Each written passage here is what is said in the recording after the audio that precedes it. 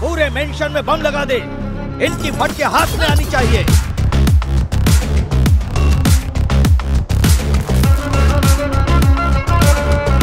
निकालो कीले। तगतोम तकताजी गिटातोम तकताजी तगतोम तकताजी गिटातोम तकताजी guitar guitar तगतोम।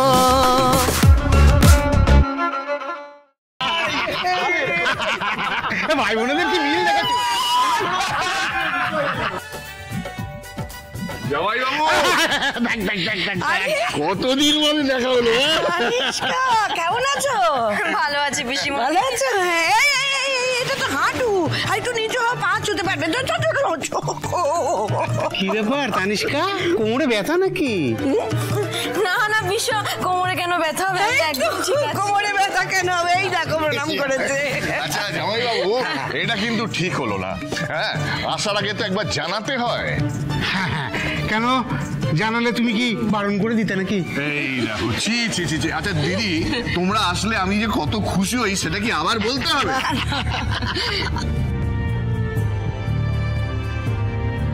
আগে জানলে গাড়ি পাঠাতাম। আরে আরে আরে, এই বুঝি তাহলে?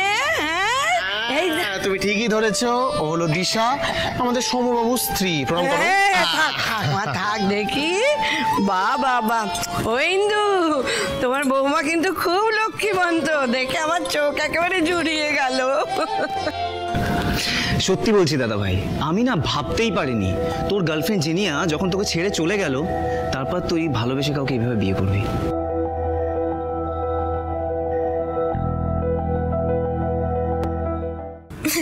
মন থেকে তো বিয়ে করেনি স্বর্ণ, এই পুরো বিয়েটাই তো একটা মিথ্যে।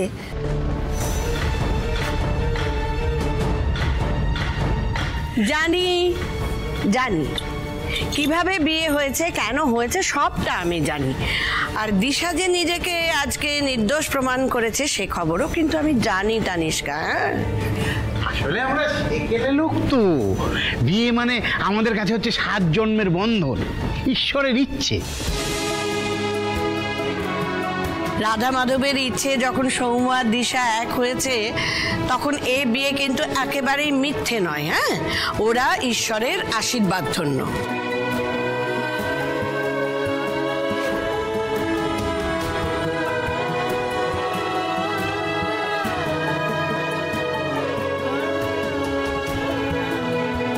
বলছি, ডিভোর্স পেপারটা রেডি করো তাড়াতাড়ি। আমি আজই সৌম্য আর দিশাকে দিয়ে সাইনটা করিয়ে নেব।